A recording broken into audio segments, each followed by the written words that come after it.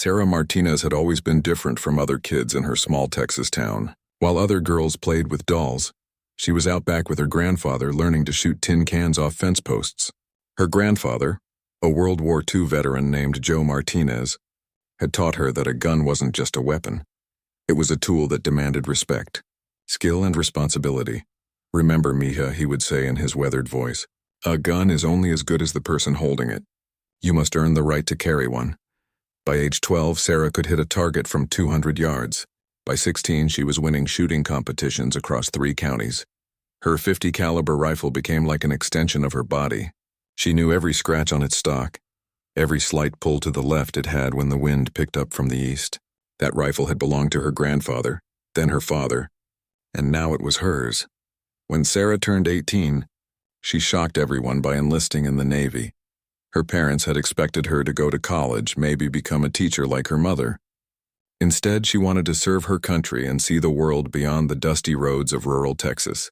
Her grandfather had been the only one who understood. He'd given her his blessing and a piece of advice that would stick with her forever. "The military will try to change you, but don't let them take away who you are inside." Basic training was tough, but Sarah thrived. While other recruits struggled with the shooting range, she scored perfect marks every single time. Her drill sergeants noticed immediately. Word spread quickly about the girl from Texas who could shoot like Annie Oakley. Within months, she was selected for advanced marksmanship training. Sarah's specialty became long-range precision shooting. She could hit targets that other snipers couldn't even see clearly. Her reputation grew throughout the Navy. Commanding officers would request her specifically for missions that required absolute accuracy. She never missed when it mattered. Years passed and Sarah rose through the ranks. She served on ships around the world, from the Mediterranean to the Pacific. Everywhere she went, she carried her grandfather's rifle. It had become something of a legend among her fellow sailors. They called it Sarah's Thunder, because of the distinctive sound it made when fired. The rifle had saved lives on more than one occasion. During a hostage situation in Somalia, Sarah's single shot had taken out a terrorist from over a mile away, ending a 3-day standoff without any civilian casualties. In the Persian Gulf, her precision shooting had disabled enemy boats that were threatening merchant vessels. Each mission added to her reputation and her connection to that special weapon. Sarah's fellow sailors respected her not just for her shooting skills, but for her character. She was fair, honest, and always willing to help younger sailors learn their jobs. She never bragged about her abilities or acted like she was better than anyone else. Her grandfather had taught her humility along with marksmanship. When Sarah made Chief Petty Officer, she thought she had found her place in the Navy. She had a good crew who trusted her, missions that challenged her skills, and the respect of her superiors. She planned to serve for 20 years, then maybe return to Texas and teach shooting to the next generation. But then Admiral Richardson arrived at her base. Admiral James Richardson was known throughout the Navy as a strict disciplinarian who believed in following regulations to the letter. He had a reputation for being tough but fair. However, he also had very specific ideas about how things should be done, and he didn't like exceptions to standard procedures. When Admiral Richardson first saw Sarah's rifle, he frowned. It wasn't standard Navy-issue equipment. The stock was worn smooth from years of use, and it had personal modifications that weren't in any manual. To him, it represented exactly the kind of individualism that he believed weakened military discipline.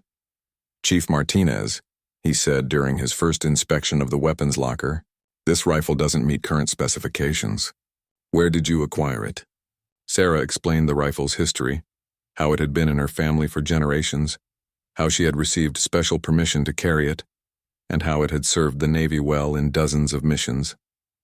She showed him the paperwork that authorized her to use non-standard equipment. Admiral Richardson listened without expression. He examined the documents carefully, looking for any technicality that might invalidate them. The paperwork was old, signed by officers who had since retired or transferred to other commands.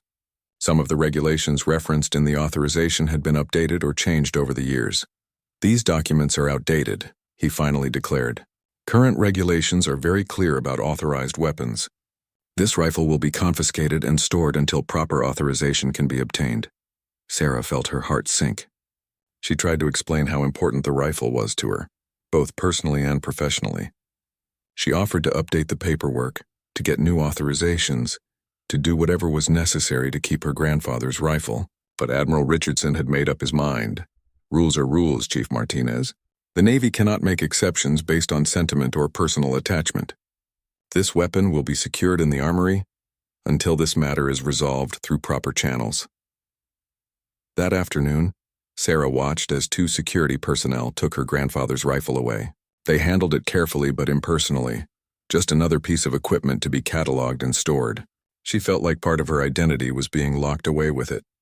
The other sailors in her unit were outraged. They had all seen what Sarah could do with that rifle.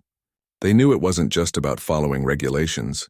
It was about Admiral Richardson establishing his authority and showing that no one was above his rules.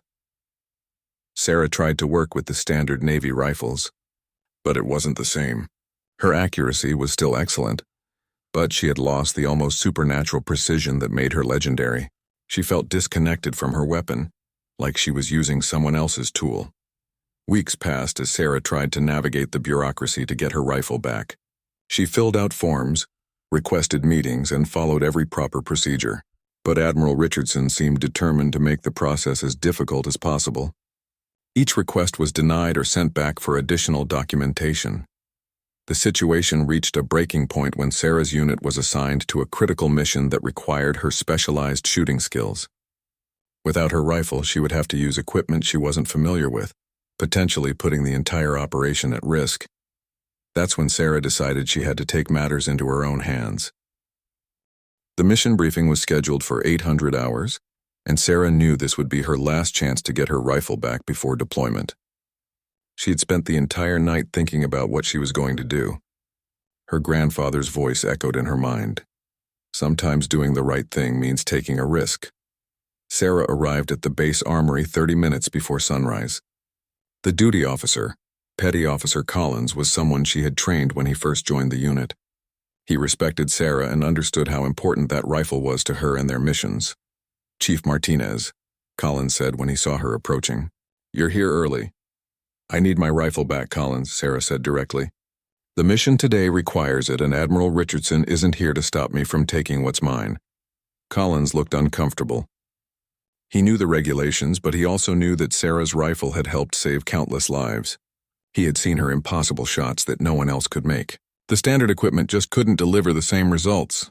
"Chief, you know I can't just hand it over without proper authorization," Collins said. The Admiral was very clear about this. "The Admiral wasn't clear about putting missions at risk," Sarah replied. "That rifle has never failed us. Today's operation could go wrong without it, and people could die because he wants to prove a point about paperwork." Collins hesitated. He looked around the empty armory, then back at Sarah. She had always been fair to him, had taught him everything he knew about weapons maintenance. He made a decision that would change everything. "I'm going to step out for coffee," Collins said carefully. "The armory will be unattended for exactly 10 minutes. I trust that nothing will go missing while I'm gone." Sarah nodded her understanding. As soon as Collins left, she went straight to the secure locker where her rifle was stored. She knew the combination. It was standard protocol for senior personnel to have access in emergencies. Her hands shook slightly as she opened the case and saw her grandfather's rifle again.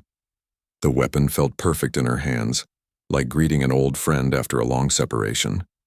Every detail was exactly as she remembered. The smooth worn stock, the precise balance, even the small dent near the trigger guard where her grandfather had accidentally dropped it decades ago. This wasn't just equipment. It was family history. Sarah carefully cleaned and inspected every part of the rifle. She had maintained it perfectly for years, and even after weeks in storage, it was in excellent condition. She loaded it with her specially prepared ammunition, rounds she had modified herself for maximum accuracy at long range. By the time Collins returned with his coffee, Sarah was gone. The armory showed no signs of disturbance. The paperwork remained exactly as Admiral Richardson had left it. Only someone who knew exactly what to look for would notice that one specific weapon was missing. The mission briefing went smoothly at first. Sarah sat with her usual professional demeanor, her rifle case beside her chair. The other team members were relieved to see she had her proper equipment back. They knew that their chances of success had just improved dramatically. The target was a terrorist compound in a hostile region. Intelligence reports indicated that several high-value targets would be present, but they were heavily guarded and extremely cautious. The mission required precise shots from impossible distances, exactly the kind of work that had made Sarah's reputation. Lieutenant Commander Hayes, the mission leader, was going through the tactical details when Admiral Richardson walked into the briefing room. His presence immediately changed the atmosphere. All conversation stopped as he surveyed the room with his sharp eyes. Admiral Richardson's gaze fell on Sarah's rifle case, and his expression darkened. He recognized it immediately. He had personally overseen its confiscation just weeks earlier. His jaw tightened as he realized what had happened. "Chief Martinez," Admiral Richardson said in a voice that could freeze water, "would you care to explain why you are in possession of a weapon that was confiscated by direct order?" The entire room was silent. Every person present understood that they were witnessing a confrontation that could end careers and change lives. Sarah stood slowly, her hand resting protectively on her rifle case. "Sir, this mission requires specialized equipment," Sarah said, keeping her voice steady. "Standard Navy rifles don't have the range or precision needed for the shots we'll be taking today. Without this weapon, the mission could fail." "That is not your decision to make, Chief," Admiral Richardson replied coldly. "You have violated direct orders and stolen military property. You will surrender that weapon immediately and report to my office for disciplinary action." Sarah looked around the room at her fellow sailors. These were people she had served with for years, people whose lives depended on her accuracy. She thought about all the missions where her rifle had made the difference between success and failure, between life and death. "Sir, with respect, this isn't just military property," Sarah said, her voice growing stronger. "This rifle belonged to my grandfather who served this country in World War II.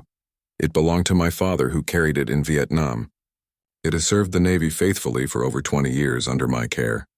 Taking it away doesn't make our forces stronger. It makes us weaker." Admiral Richardson's face was turning red with anger. He wasn't used to having his authority questioned, especially not in front of other personnel. He saw Sarah's defiance as a direct challenge to his command and to military discipline itself. "Your family history is irrelevant, Chief Martinez," he snapped. "Military regulations exist for good reasons and they apply to everyone equally. No one is special enough to ignore direct orders." Sarah felt something snap inside her. All the frustration of the past weeks, all the bureaucratic obstacles, all the dismissal of her service record came flooding out. Her grandfather had taught her to respect authority, but he had also taught her to stand up for what was right. "You want to talk about regulations, Admiral?" Sarah said, her voice carrying clearly through the silent room. "Let me show you what this rifle can do when regulations matter less than results." Before anyone could react, Sarah opened her rifle case with swift, practiced movements. The weapon seemed to assemble itself in her hands as she loaded a single round and moved toward the window. The briefing room was on the 3rd floor overlooking the base's training range. Admiral Richardson shouted for security, but Sarah was already at the window, her rifle ready. In the distance, barely visible even with binoculars, were 6 small targets on the far end of the 1,000-yard range. They were positioned for advanced sniper training, shots that most marksmen couldn't even attempt. 6 targets, Sarah announced to the room. 1,000 yards. Watch what proper equipment and proper training can accomplish. The first shot rang out like thunder. The first shot echoed across the base like a crack of lightning. Through the briefing room window, everyone could see the distant target explode into fragments. Sarah worked the bolt action smoothly, the motion as natural as breathing. Her grandfather's training from decades ago guided every movement. Admiral Richardson was shouting orders, but his voice seemed to come from far away. Security personnel were rushing toward the building, but Sarah was completely focused on her demonstration. She had committed to this course of action, and she intended to make her point perfectly clear. The second shot followed 3 seconds after the first. Another target disintegrated at a distance that would challenge the best snipers in the world. Sarah's breathing was controlled and steady. Her heart rate remained calm despite the chaos erupting around her. This was what she had been born to do. "Stand down immediately," Admiral Richardson commanded, but Sarah was already lining up her 3rd shot. The rifle felt alive in her hands, responding to her every adjustment like a finely tuned instrument. She made a tiny correction for wind, drift, and squeezed the trigger with the same gentle pressure she had learned as a Child. The third target vanished in a puff of debris. Lieutenant Commander Hayes watched in amazement through his binoculars. He had worked with Sarah for 3 years and had seen her incredible shooting before, but never under these circumstances. The pressure she was under would have destroyed most marksmen's accuracy, yet her shots were absolutely perfect. Jesus Christ, whispered Petty Officer Morrison, another team member. She's not even using a scope rest. Those are freehand shots. Sarah's fourth shot rang out before Admiral Richardson could reach her. She had moved into a rhythm now, each shot flowing seamlessly into the next. Her body had found that perfect position that her grandfather had taught her.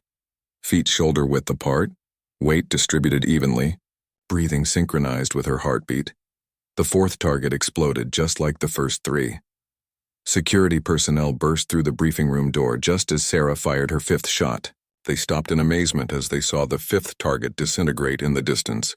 Even Admiral Richardson fell silent as he realized what he was witnessing, a demonstration of skill that few people in the world possessed. Sarah chambered her final round with deliberate care. The 6th target was positioned slightly behind the others, partially obscured by a training barrier. It was the most difficult shot of the sequence, requiring her to thread the bullet through a gap barely wider than the projectile itself. The room was completely silent now except for the sound of Sarah's controlled breathing. Everyone present understood that they were watching something extraordinary, not just exceptional marksmanship, but a moment that would be talked about for years throughout the Navy. Sarah took her time with the final shot. She adjusted her grip slightly, accounting for the increased difficulty of the target. Her grandfather's voice echoed in her memory. The last shot is always the most important, mija. It's the one people remember. The 6th shot was the most perfect of all. The bullet traveled over 1,000 yards through the morning air and struck the partially hidden target dead center. The target didn't just break, it vaporized completely, leaving only empty space where it had been mounted. 6 shots. 6 perfect hits, all from a weapon that Admiral Richardson had dismissed as outdated and inappropriate for modern military service. Sarah lowered her rifle and turned to face the room full of stunned personnel. Her expression was calm and professional, as if she had just completed a routine training exercise instead of the most dramatic insubordination anyone present had ever witnessed. That, Admiral, Sarah said quietly, is why this rifle matters. Those 6 shots just demonstrated what proper equipment and proper training can accomplish. Your standard Navy rifles couldn't have made even one of those shots under these conditions. Admiral Richardson's face was a mixture of fury and amazement. He had never seen shooting like that in his 30 years of military service. Part of him wanted to court-martial Sarah immediately for her defiance. Another part of him recognized that he had just witnessed something truly exceptional. Chief Martinez, Admiral Richardson said, his voice strained with controlled emotion. What you just did was impressive, but it doesn't excuse your violation of direct orders. You've committed multiple infractions that could end your career. Sarah nodded calmly. Yes, sir, I understand that. But sometimes doing the right thing requires taking risks. This rifle has saved American lives in over 40 missions. It will save more lives in today's mission if you allow me to carry it. Lieutenant Commander Hayes stepped forward. As mission leader, he felt obligated to speak up. Admiral, with respect, Chief Martinez is absolutely right about the mission requirements. We need that level of precision today. Lives are depending on it. Other team members began nodding in agreement. They had all served with Sarah and had seen her impossible shots save missions that would have failed with anyone else. Her rifle wasn't just a personal preference. It was a tactical advantage that could mean the difference between success and disaster. Admiral Richardson looked around the room at faces of personnel who clearly supported Sarah despite her insubordination. He was caught between his strict interpretation of regulations and the obvious reality that Sarah possessed skills that were irreplaceable. The regulations exist for important reasons, Admiral Richardson said slowly. We can't have personnel deciding which orders they'll follow based on their personal feelings. Sir, Sarah interrupted respectfully, this isn't about personal feelings. This is about mission effectiveness and saving lives.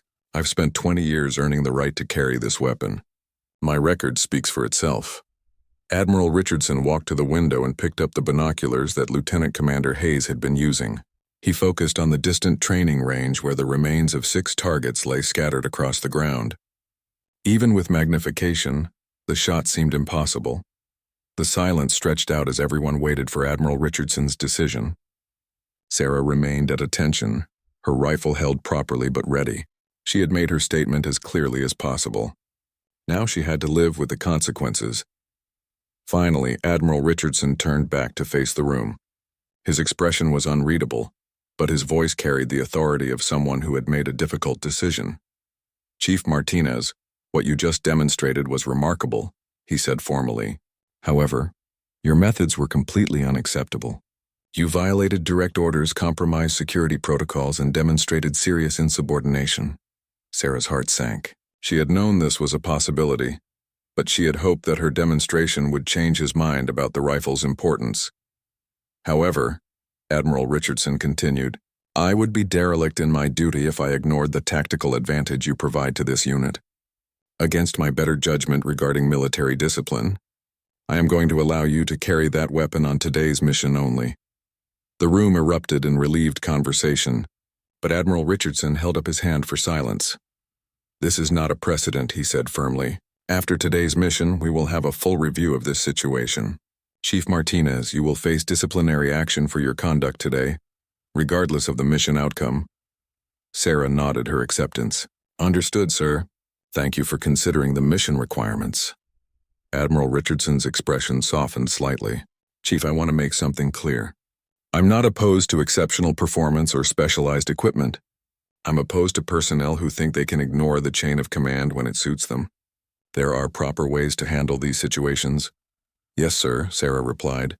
"I should have found a better way to resolve this issue." "You should have," Admiral Richardson agreed. "But what's done is done. Now let's focus on the mission. I expect the same level of performance you just demonstrated, but with proper military discipline." As the briefing resumed, Sarah felt a mixture of relief and apprehension.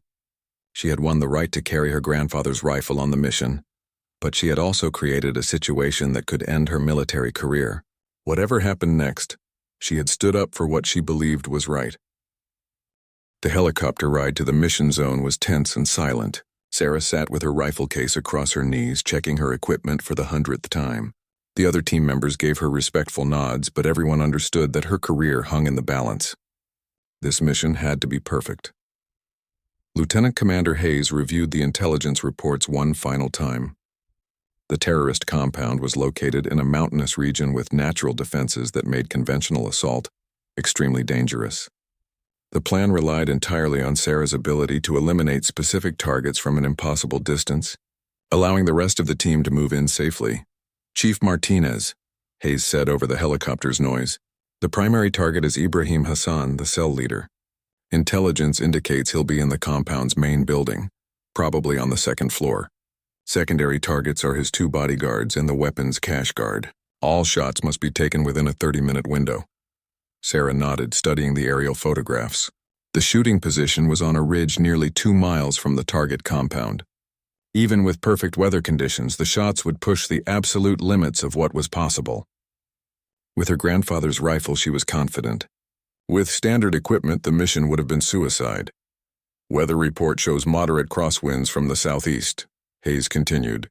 "Temperature will be rising as the sun comes up, which could affect bullet trajectory. You'll have maybe 15 minutes of optimal shooting conditions." "Understood, sir," Sarah replied. "The rifle is zeroed for these conditions. As long as the intelligence is accurate about target positions, we'll be successful." Admiral Richardson had remained at the base, but his final words to Sarah echoed in her mind. "Bring everyone home, Chief. Prove that your insubordination was worth the risk." The helicopter set down on a barren hilltop 3 miles from the target. Sarah's team moved quickly to establish their shooting position, while other units began their approach to the compound. Communication was maintained through encrypted radio. With Hayes coordinating all movements, Sarah found her shooting position on a rocky outcrop that provided both concealment and a clear view of the target area. She set up her rifle with practiced efficiency, using every technique her grandfather had taught her decades ago. The morning light was perfect, bright enough to see clearly but not so intense as to create heat shimmer. Through her scope, Sarah could see the terrorist compound in detail. It looked exactly like the intelligence photographs, which was reassuring. Too often, missions failed because of outdated or inaccurate information. The main building was a two-story structure with large windows facing her direction. "Overwatch in position," Sarah reported through her radio. "I have clear visual on the target building. No movement visible yet." "Copy that, Overwatch," Hayes responded. "Ground teams are 20 minutes out. Intelligence indicates targets should be moving to their morning positions in approximately 10 minutes. Sarah settled into her shooting stance and began her breathing exercises. Her grandfather had taught her that the mind was more important than the equipment. A calm, focused shooter with an average rifle would outperform a nervous marksman with the best weapon in the world. The first target appeared exactly when intelligence had predicted. Through her scope, Sarah could see a man matching Ibrahim Hassan's description, moving around inside the second-floor room. He was talking on a phone, gesturing animatedly, completely unaware that he was being observed from 2 miles away. "Primary target confirmed," Sarah reported quietly. "Male matching physical description, second floor as expected, waiting for additional targets to appear." Minutes ticked by slowly. Sarah controlled her breathing and monitored wind conditions. A slight breeze had picked up from the east, which would require a minor adjustment to her aim. She made the necessary corrections and waited for the perfect moment. The 2 bodyguards appeared next, taking positions near windows on either side of the main room. They were professional and alert, but they were looking for threats from ground level, not from a ridge 2 miles away. Sarah had clear shots on both of them. "Secondary targets confirmed," she whispered into her radio. 2 bodyguards positioned as expected. Still waiting for weapons cache guard. The final target took longer to appear. Sarah waited patiently, knowing that rushing would only lead to mistakes. Her grandfather had always told her that patience was a sniper's greatest weapon. Finally, a 4th man emerged from a building that intelligence had identified as the weapons storage facility. "All targets confirmed and in position," Sarah reported. "Request permission to engage." "Ground teams are in position," Hayes responded. "You are authorized to engage." "Repeat, you are authorized to engage." Sarah took a deep breath and began her sequence. The first shot had to be perfect. It would alert the entire compound to the attack. She lined up her crosshairs on Ibrahim Hassan's head and made final adjustments for wind and distance.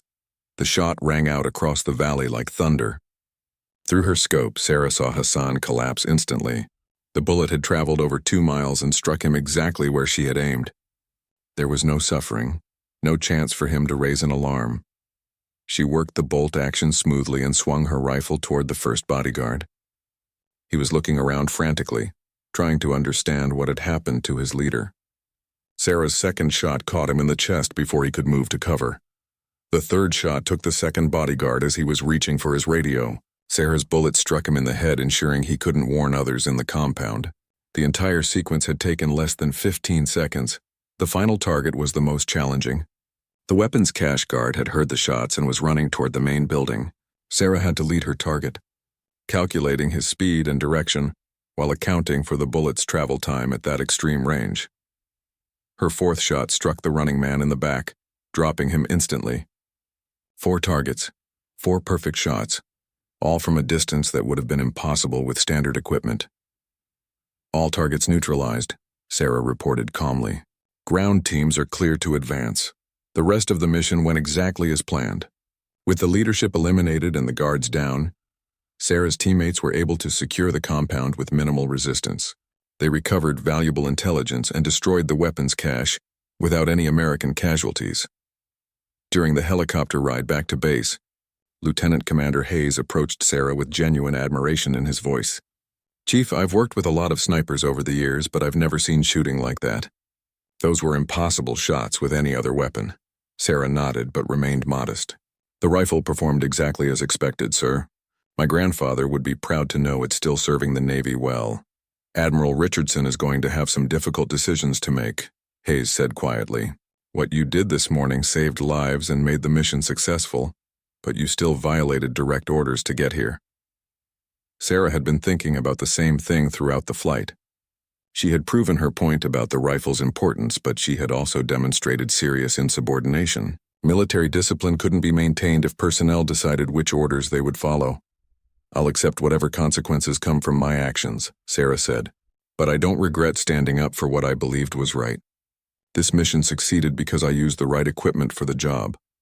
As the helicopter approached their base, Sarah could see Admiral Richardson waiting on the landing pad.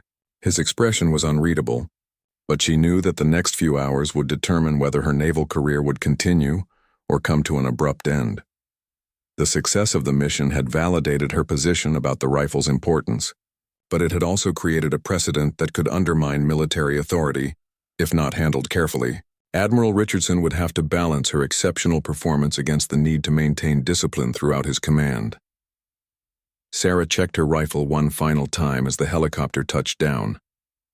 Whatever happened next, she had proven that her grandfather's weapon still had an important role to play in defending America. She had honored her family's legacy of service, even if it might cost her everything she had worked for in her naval career. The moment of truth was about to arrive. Admiral Richardson stood motionless as the helicopter touched down, his hands clasped behind his back in the classic military posture. Sarah could see him through the aircraft's window, and his expression revealed nothing about what he was thinking. The successful mission had created an impossible situation for him.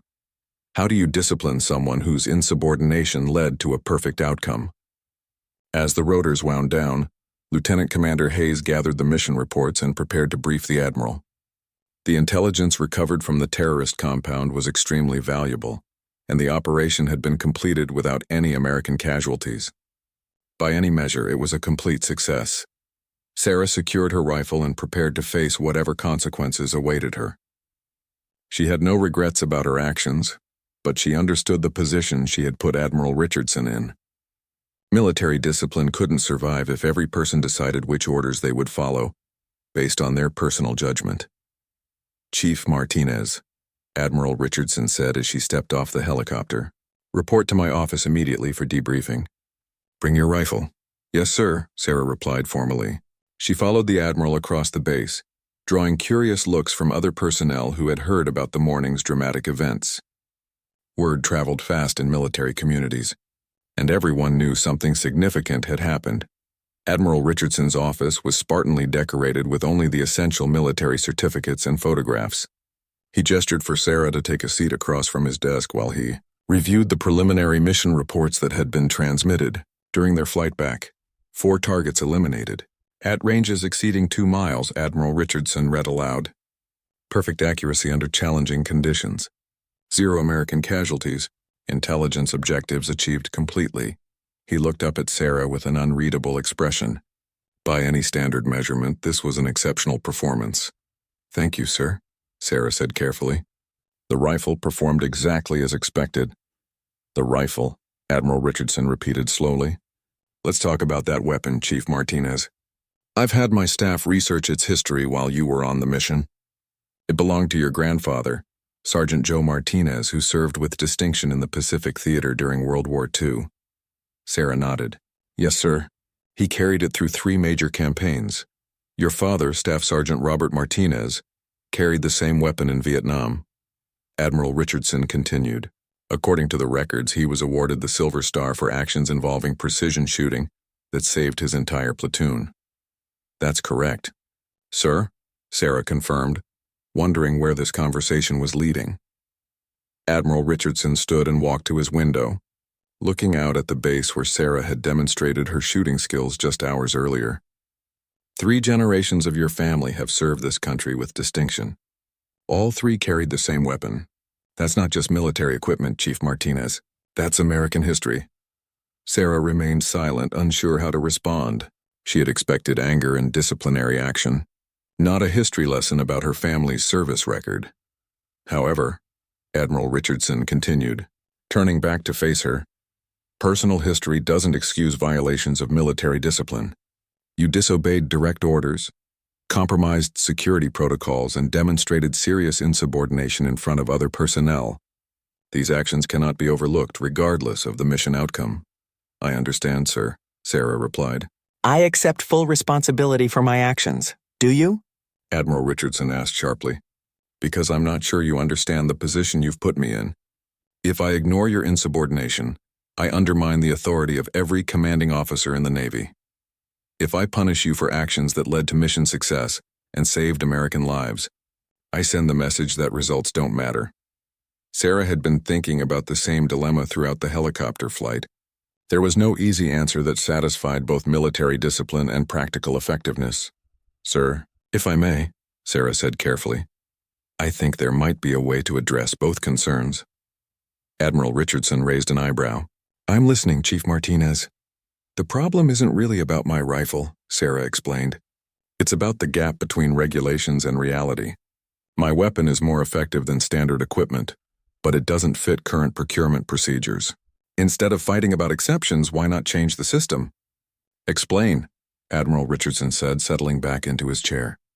"The Navy could establish a program for exceptional marksmen to carry specialized equipment," Sarah suggested. "Create proper procedures for testing, authorization, and maintenance. Make it official instead of treating it as a special exception." Admiral Richardson considered this idea. It had merit. Instead of making ad hoc exceptions for individuals, the Navy could create a formal process that maintained discipline while recognizing exceptional capabilities. "Continue," he said. "I could help develop the testing standards," Sarah offered. "Train other marksmen who might benefit from specialized equipment. Turn my experience into something that strengthens the entire Navy instead of creating problems for individual commanders." "And your punishment for today's insubordination?" Admiral Richardson asked. Sarah took a deep breath. "I think I should be demoted one rank and receive a formal reprimand. My actions were necessary but inappropriate. The punishment shows that insubordination has consequences, but it's not so severe that it ends my ability to serve."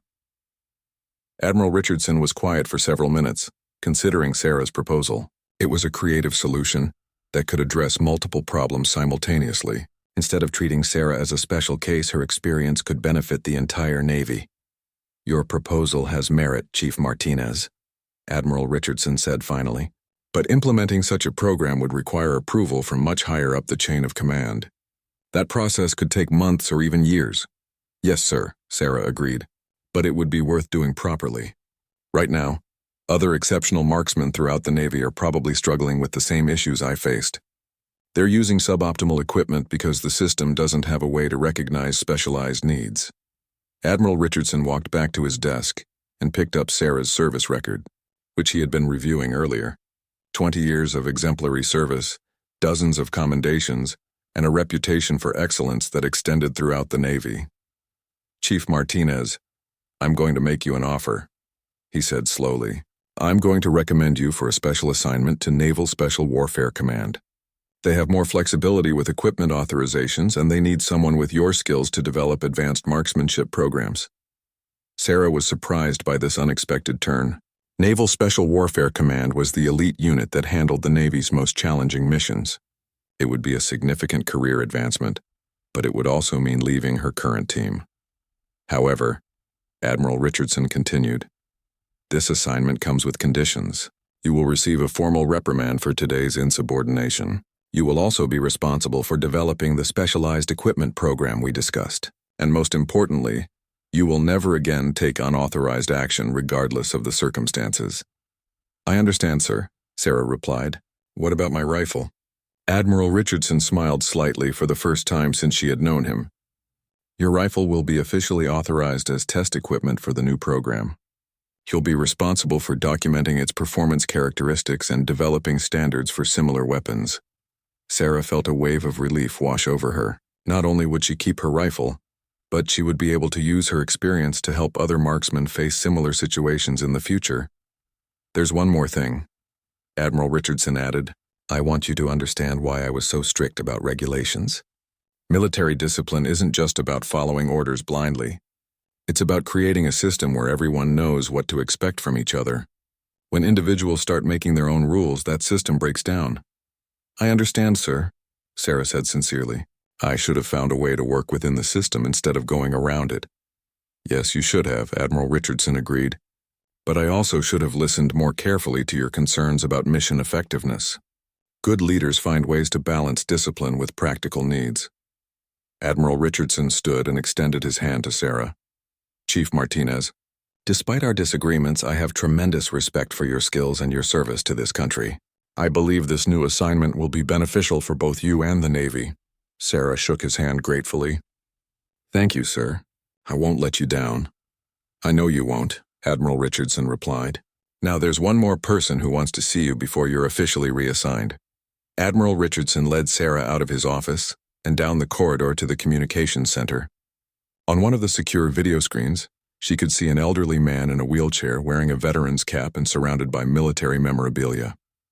"Grandfather," Sarah exclaimed in surprise. "Hola, mija," her grandfather said with a broad smile. "I heard you caused quite a stir with my old rifle today." Sarah laughed, feeling tears of joy in her eyes. "Admiral Richardson called you?" "He wanted to understand the rifle's history," her grandfather explained. "I told him about carrying it through Guadalcanal, Iwo Jima, and Okinawa. I told him about teaching you to shoot when you were just a little girl. I told him that rifle has been serving America for over 80 years.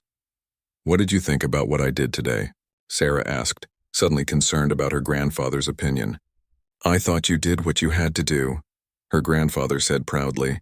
"Sometimes standing up for what's right requires courage, even when it's difficult. You honored our family's tradition of service." Admiral Richardson watched this exchange with interest. He was beginning to understand that Sarah's attachment to the rifle wasn't just sentiment. It was a connection to a legacy of service that had helped shape her into the exceptional marksman she had become. "Sergeant Martinez," Admiral Richardson addressed Sarah's grandfather formally. "Your granddaughter is going to help the Navy develop better procedures for specialized equipment. Her experience today has shown us that we need to be more flexible in how we support our most skilled personnel." "That's good to hear, Admiral," Sarah's grandfather replied. "The military should always be learning and improving. That rifle has been waiting for someone to recognize its true value." After ending the video call, Admiral Richardson walked Sarah back toward the armory where her rifle was secured. "Chief Martinez, I want you to know that today's events have taught me something important about leadership. Sometimes the right answer isn't found in regulations. It's found in understanding the people you're leading." Sarah nodded respectfully. "Sir, I learned something today too. Even when you believe you're doing the right thing, how you do it matters just as much as what you accomplish." As they reached the armory, Admiral Richardson turned to face Sarah one final time. "Chief Martinez, your new assignment begins next month. Until then, you're authorized to carry your rifle for any missions that require your specialized skills. Consider it the first official test of our new program." Sarah saluted smartly. "Thank you, sir. I won't forget the trust you're placing in me." Admiral Richardson returned the salute. "Chief Martinez, I have a feeling that rifle of yours is going to serve America well for many more years. Make sure the next generation of marksmen understands not just how to shoot, but why precision matters." As Sarah walked away with her rifle case, she reflected on the day's incredible events. She had stood up for what she believed was right, faced the consequences of her actions, and found a way to turn a confrontation into an opportunity for positive change. Her grandfather's rifle would continue serving America, but now it would also help train the next generation of exceptional marksmen. The weapon that had caused so much controversy would become the foundation for a program that could benefit the entire Navy. 5 years later, Sarah stood in front of a classroom full of young Navy marksmen at the Naval Special Warfare Command Training Facility in Coronado, California. On the wall behind her hung a photograph of her grandfather in his World War II uniform, alongside pictures of other legendary military snipers throughout American history. "Precision shooting isn't just about hitting targets," Sarah told her students. "It's about understanding that every shot you take in combat could save American lives or accomplish critical mission objectives. The weapon in your hands is a tool, but the real precision comes from up here." She tapped her temple. "And in here," she placed her hand over her heart. The students listened intently. They had all heard stories about Chief Petty Officer Sarah Martinez and her legendary rifle. Some of the stories had grown in the telling, but the core facts remained true. She was one of the most accurate marksmen in Navy history, and she had revolutionized how the military approached specialized equipment. Sarah's rifle rested in a place of honor at the front of the classroom. It was still her primary weapon, but now it also served as a teaching tool. Students could examine it closely, learning how decades of careful maintenance and modification had created a weapon of exceptional accuracy. The Martinez program, as it had come to be known, had been officially implemented 3 years earlier. It provided a formal process for exceptional marksmen to qualify for specialized equipment that exceeded standard specifications. The program had already identified dozens of talented shooters throughout the Navy who could benefit from customized weapons and training. Chief Martinez, one of the students asked, "Is it true that you once disobeyed a direct order to keep your rifle?" Sarah smiled at the question. It was always the first thing new students wanted to know about. The story had become something of a legend within the Navy, though most versions exaggerated the details considerably. "I did violate orders," Sarah said honestly, "and I paid the consequences for that action with a formal reprimand and disciplinary action. But I also learned something important about leadership and working within the system to create positive change." She walked over to her rifle and picked it up carefully. Even after all these years, it felt perfect in her hands. Her grandfather had been gone for 2 years now, but his lessons about responsibility and service lived on through the weapon he had passed down to her. "The real lesson isn't about disobeying orders," Sarah continued. "It's about finding ways to serve your country effectively while respecting military discipline. Sometimes that means working harder to change systems from within instead of going around them." Admiral Richardson, now retired but still involved in the program as a consultant, entered the classroom just as Sarah was finishing her lesson. The students snapped to attention, recognizing the man who had helped create the program they were all part of. "As you were," Admiral Richardson said with a smile. "I just wanted to observe Chief Martinez's class and see how our most recent graduates are progressing." Sarah nodded respectfully to her former commanding officer. Their relationship had evolved from adversarial to deeply collaborative over the years. Admiral Richardson had become one of the program's strongest advocates, using his influence to expand it throughout the Navy. "Sir," Sarah said, "we were just discussing the importance of working within military structure while pursuing excellence." "An excellent topic," Admiral Richardson replied. "Chief Martinez learned that lesson the hard way, but she's used that experience to help countless other service members avoid similar conflicts." One of the students raised her hand. "Admiral, how do we balance individual capabilities with standardized procedures?" Admiral Richardson considered the question carefully. It was the same issue that had caused the original conflict between him and Sarah years earlier. "The key is communication and documentation," he said finally. "If you have exceptional abilities or specialized equipment needs, work with your chain of command to properly evaluate and authorize them. Don't wait until you're facing a critical mission to raise these issues," Sarah added. "The Martinez program exists specifically to address these situations. If you think you have the skills to benefit from specialized equipment, apply through proper channels. Let the system work for you instead of against it." After the class ended, Admiral Richardson and Sarah walked together toward the training range where students would be practicing with various specialized weapons that had been approved through the program. "Chief Martinez," Admiral Richardson said, "I wanted to tell you that the program has exceeded all expectations. We now have specialized marksmen in commands throughout the Navy, and their performance has been exceptional." "Thank you, sir," Sarah replied. "I think my grandfather would be proud to know his rifle helped create something that benefits so many service members." They stopped at the memorial wall where photographs honored Navy personnel who had made significant contributions to marksmanship and special operations. Sarah's grandfather's picture had been added the previous year, recognizing his service in World War II and his role in training one of the Navy's most accomplished marksmen. "There's something I wanted to discuss with you," Admiral Richardson said seriously.